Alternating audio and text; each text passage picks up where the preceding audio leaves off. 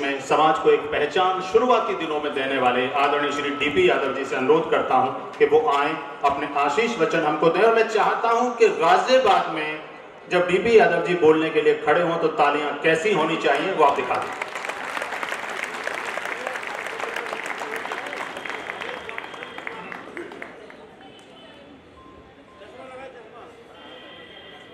दोस्तों, आज तो माफी आप लोगों से मांगनी पड़ेगी। भागदौड़ की इस व्यस्त और काम भरी जिंदगी में कभी ना कभी किसी ना किसी मोड़ पर कहीं ना कहीं पहुंचना होता है। मजबूरी तो यह है कि जाना है जरूर। आप लोगों की मीटिंग को छोड़ करके जाने को दिल तो नहीं चाहता, लेकिन जो लोग हमारे मंच पर मौजूद हैं उनके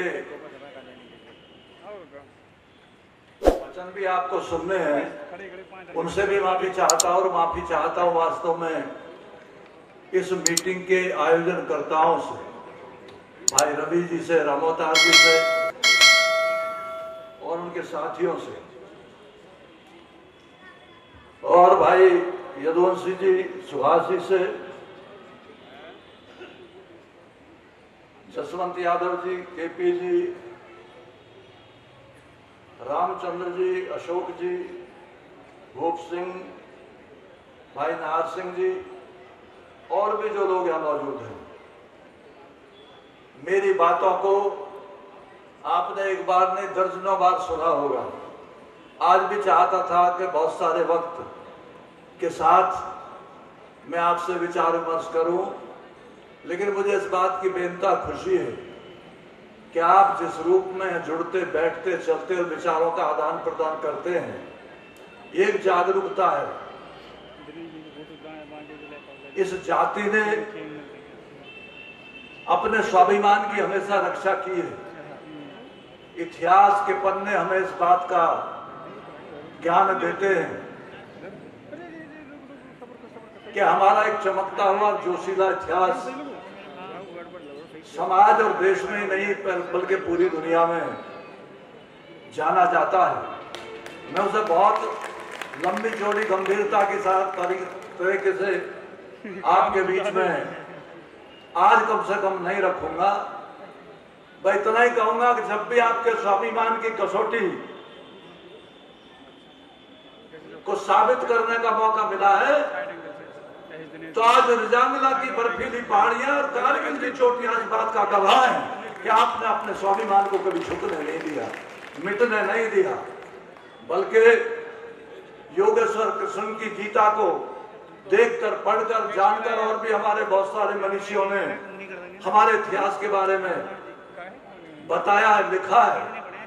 मैं तो सिर्फ इतना ही कहना चाहूंगा कि यादव बंधुओं और भी हमारी दूसरी जातियों के सहयोगी लोगों कि जिन लोगों को मिटने का एहसास नहीं होता, उन लोगों का दुनिया में कोई इतिहास नहीं होता।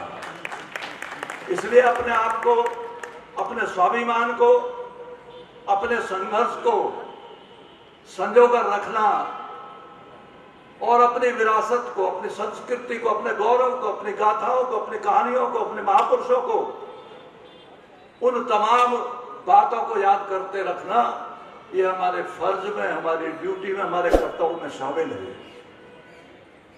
और एक बात कहकर के मैं आपसे पहले ही माफी मांग चुका हूं कि दूर तक जाना है और मुझसे बहुत बहुत अच्छे वक्ता, मैं तो कोई वक्ता हूं ही नहीं, आपके बीच का व्यक्ति हूं, यहाँ पर मौजूद है। पहले भी आपने सुना होगा हमारी कई बहनों को, बेटियों को, दोस्तों को, पत्रकारों को, सब लोगों के साथ में आपकी बातचीत का वास्ता रहा होगा।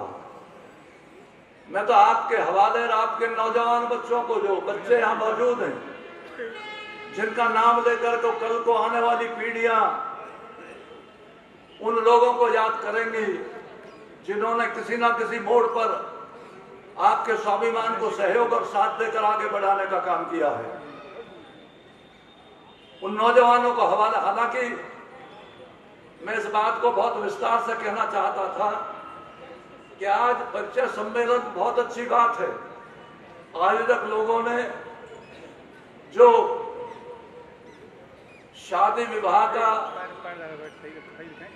ये वातावरण बनाया है उन बच्चियों और बच्चों को जो किसी ना किसी तरीके से परिचय से अलग रहे हैं, तो उनको तो बधाई देता ही हूं, लेकिन उन नौजवानों को कहना चाहता हूं और उन नौजवानों के अभिभावकों को भी कहना चाहता हूं कि आज सबसे महती जरूरत शिक्षा की तो है, लेकिन इसके साथ साथ रोजगार की भी।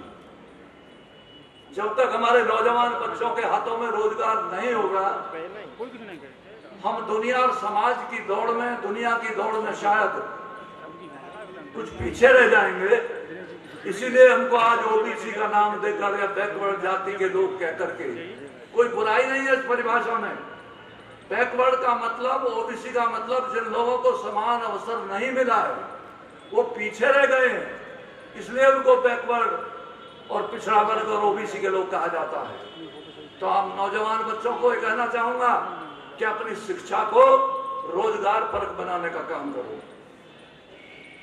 मेरे जैसा मध्यम वर्गीय किसान का बच्चा बेटा आज ज्यादा बड़ी बात नहीं कहता, लेकिन रवि जी आपको जानकारी है या नहीं, लेकिन आज जहां मौजूद आपके बीच में खड़ा हूं, आज कम से कम मैं और मेरा परिवार 15,000 बच्चों को पढ़ाने का काम करते हैं, शिक्षा देने का काम करते हैं। जहां तक रोजगार का ताल्लुक है, मेरी 6 कंपनियां हैं, बड़ी और छोटी, उनमें आज 21,000 लोग रोजगार पाते हैं। तो अपने आप को साबित करने के मौके जिंदगी में बहुत सारे आते हैं। आत्मविश्वास से लबरेज हमारे वो नौजवान जो अंधेरी पहाड़ी के सीने पर खड़े होकर के देश पर जब भी कोई आफत परेशानी आती है, अपने सीने को आगे लगाकर अपने देश की रक्षा करने का काम करते हैं। तो दुनिया में किसी भी प्रतिभा के साथ में आकर अपने समाज को जोड़कर और रोजगार की भी बातें करनी उनको चाहिए और आगे बढ़ने का काम करना चाहिए। सवाल बहुत सारे हैं, वो जमीन पर समाज के बीच बिखरे पड़े हैं, उन सबको संजोकर, उन सबको देखकर विचार करके हमारे जो पढ़े लिखे मनीषी और बीच के लोग हैं, उन सभी का फर्ज है कि हम अपने साथियों को, अपने आपस के लोगों को, समाज के नौजवानों को कुछ बताते चलें, कुछ गुनगुनाते चलें, कुछ कहते चलें, कुछ विचार उनको देते चलें। तो मैं आपका बहुत वक्त नहीं लेना चाहता। मैंने माफी मांगी है मंच वाले नेता लोगों से, आप तमाम लोगों से, कि मुझे जाना है, और ये कहते हुए, हालांकि ये शायर के शब्द आपने पहले भी सुने होंगे, लेकिन मैं दोहराता हूं उनको। क्या यादव बंधु, अपनी मजबूत ताकत स्वाभिमान की बनाने का काम करो।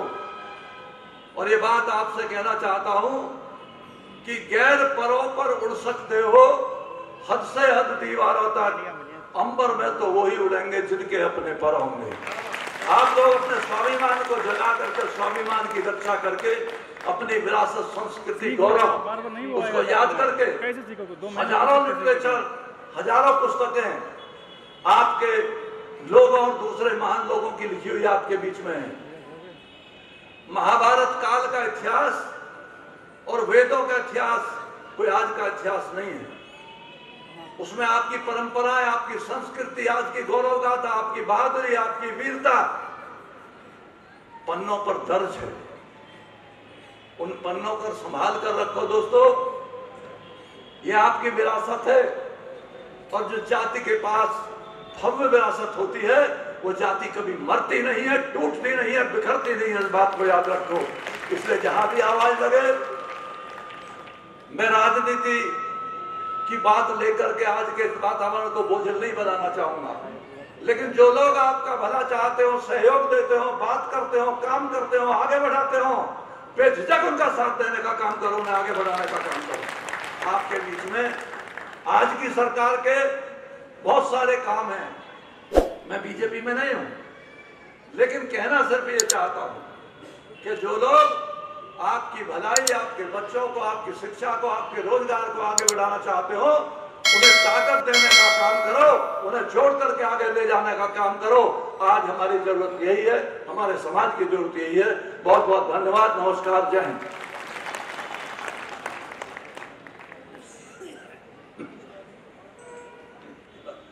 ये तो सही बात है कि मैंने तो आपसे 2 बार माफी मांगी, लेकिन रवि ये बच्चा फिल्में भी बनाता है और फिल्मों में काम भी करता है।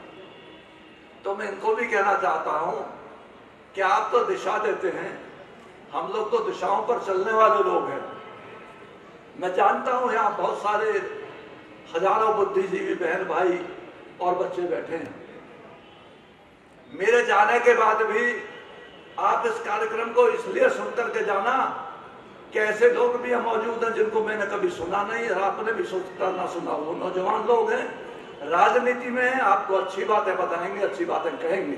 तो कुल मिलाकर माफी और आगे आने की प्रतीक्षा में मैं तो हर कदम पर आपके साथ हूं। जहां भी आवाज दे दोगे, मेरे पिताजी थे महाशय तेजपाल सिंह, जिनको हमने राजनीति में अपना गुरु माना, और बाप तो वैसे भी गुरु होता ही है। मैं जब कॉलेज से बाहर निकल कर लौटा था और कहा था राजनीति में आना चाहता था, तो उन्होंने कहा कि नहीं, अब राजनीति में बहुत सारे लोग बहुत बढ़िया नहीं रहे। मैंने कहा पिताजी ये बात नहीं है, अच्छे लोग भी मौजूद हैं और हम साबित करके दिखाएंगे। बेशक बेतरतीब लोग कितनी आवाज देते रहे, लेकिन हम अपने कर्मों के आधार पर भगवान कृष्ण की गीता को पढ़कर ये साबित करेंगे कि हम कर्म से, ड्यूटी से, कर्तव्य से अच्छे लोग हैं। उन्होंने कहा था, तो मेरी 2 बातें याद रखना कि एक तो ये, अगर कभी धूप में नंगे पैर भी रह जाओ, यानी गरीबी में भी आ जाओ, तो जिंदगी में कभी बेईमानी मत करना। और दूसरी ये, अगर तेरे कान में कभी गरीब की ये आवाज आ जाए कि उसके साथ अन्याय हो रहा है, तो अपनी जान पर खेलकर उस गरीब की रक्षा करने का काम करना, उसे ताकत देने का काम करना। इन शब्दों को मान करके हमने समाज की डोर पकड़ी। आज ईश्वर की कृपा है कि रोजगार की बात मैंने बता दी और शिक्षा की बात मैंने बता दी। इस कारवां को आगे लेके चलना है। आप तमाम लोगों से सहयोग की अपेक्षा है और अपने समाज को मजबूत बनाकर अपने स्वाभिमान की रक्षा करके उसके आगे बढ़ाना है। बहुत बहुत धन्यवाद, जय हिंद। हृदय तल से आभार आदरणीय अध्यक्ष जी।